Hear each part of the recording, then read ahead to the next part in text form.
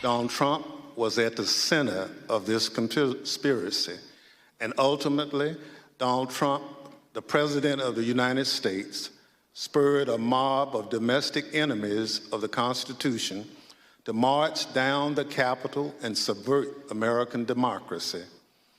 Any legal jargon you hear about seditious conspiracy, obstruction of an official proceeding, conspiracy to defraud the United States boils down to this.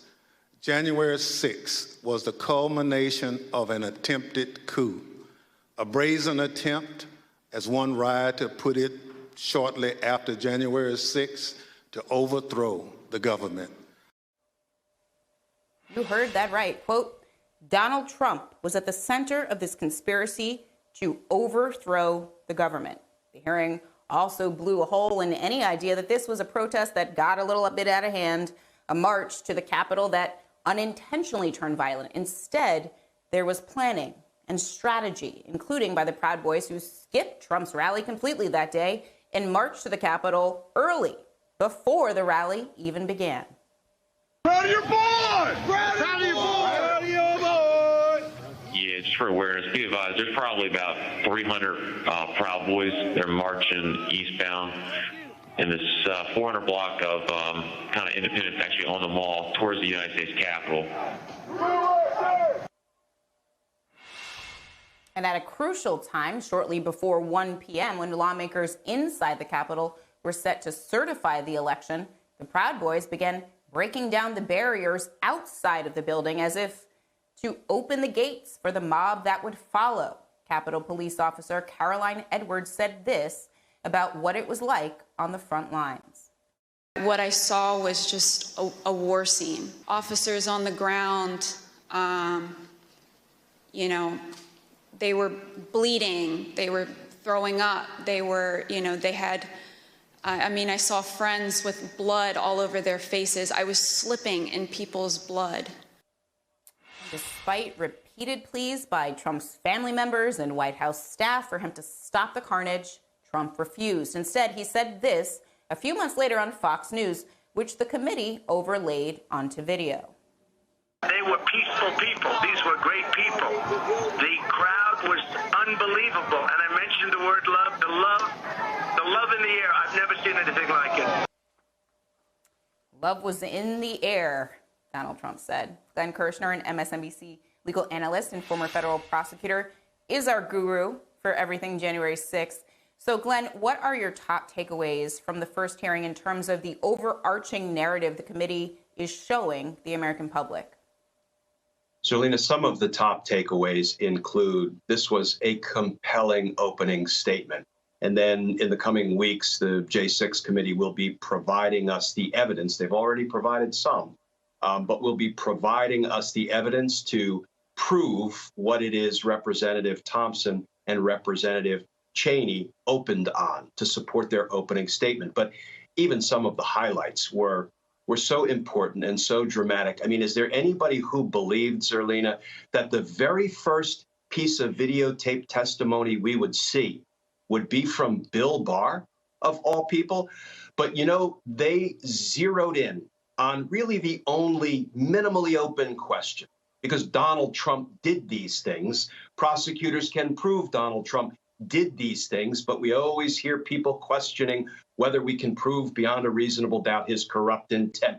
Bill Barr laid that to rest in the earliest moments of the hearing when he said, I told Donald Trump his claims of election fraud were bull S, period. Okay, now let's talk about what Donald Trump did. So what I was so heartened to see was that the J6 committee was proving Donald Trump's crimes with Republican voices.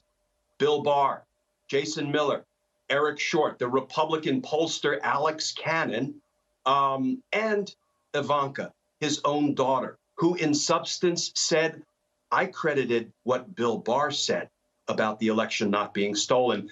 Not, she didn't say this, but she didn't have to, not what my father said. This will go a long way, I hope, Zerlina, in blunting the inevitable criticism that this is all about politics. You just heard from 4, 5, 6 Republican voices, and we're going to hear a lot more in the coming weeks, that Donald Trump committed crimes to try to overthrow our democracy. So one of the things that I think, even in my own mind, as someone steeped in this as much as anybody, that shifted after last night is that this wasn't a spontaneous eruption of out-of-control rioters that decided to attack the Capitol because Donald Trump told them at the rally to go. This was a much bigger and more sinister plan, and that was some of the evidence we started to see last night. Do you think that the committee is trying to establish the fact that the Proud Boys and the Oath Keepers, in coordination with Donald Trump and his allies, planned and organized an attack on the Capitol to stop the certification of the election, as opposed to what I think a lot of us went into these hearings maybe assuming wrongly in hindsight that it was a riot that got out of hand? Yeah, this was not a protest or a rally that got out of control and devolved into a spontaneous riot. This was a concerted, multi-pronged effort and plan that was put in place by Trump and some of his nefarious lawyers like the John Eastmans and the Jeffrey Clarks and the Rudy Giulianis to do precisely what was done on January 6th, to stop the certification. That was Donald Trump's command that day to his angry mob: go down there and stop what's going on in the Capitol. So one of the points I think that we saw last night that reinforces what you just raised, Zerlina, is this meeting in the Oval Office that was basically free of any adults in the room, because it was Mike Flynn and Rudy Giuliani and Sidney Powell and Donald Trump. And then we heard evidence that some of the lawyers rushed in to try to put a stop to it. And right after that, I'm going to call it dirty meeting, what happened? Donald Trump tweeted out, "Come to D.C. on January 6th. We'll be wild." That was December 19th. It sure looks like part of the plot was hatched in that Oval Office meeting among those co-conspirators.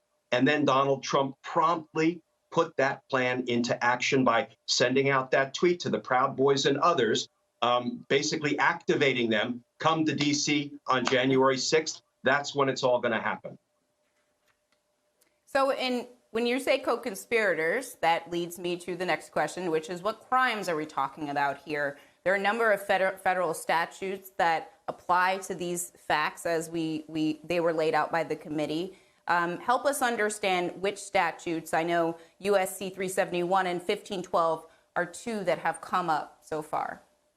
Exactly. And those two statutes, a conspiracy to defraud or commit offenses against the United States and obstructing an official proceeding, the certification of Joe Biden's win. Nobody has to take our word for it, Zelina. A federal judge in California, David Carter, has already ruled by a preponderance of the evidence that Donald Trump and John Eastman committed those crimes. But I contend, based on all of the evidence that the J6 committee has amassed, we're also looking at inciting an insurrection. We're also looking at a seditious conspiracy, which both the Proud Boys and the Oath Keepers have already been indicted for. And I think part of what drives all of that home and the connective tissue that pulls it all together is the evidence we're going to see of Donald Trump for 3 hours refusing to place a single phone call to send forces to protect the Capitol, even though he knew the Capitol was under attack. We learned last night that Mike Pence had to step into that breach. And was he overstepping his authority? Perhaps. Thank goodness he did, because it sure looks like Donald Trump was fine with people at the Capitol being hurt and perhaps worse. But Mike Pence, perhaps born of self-preservation because he was under attack, he at least made the call Donald Trump wouldn't make. And he called for reinforcements to protect the people in the Capitol. Boy, the last crime I'm going to mention is that sure feels like Donald Trump levying war against the United States, which is the very definition of treason, the granddaddy of all crimes against America. Glenn Kirshner, thank you so much for that breakdown. I think that, there's so much to keep in mind, but we're so grateful to you for helping us understand it all. Please stay safe.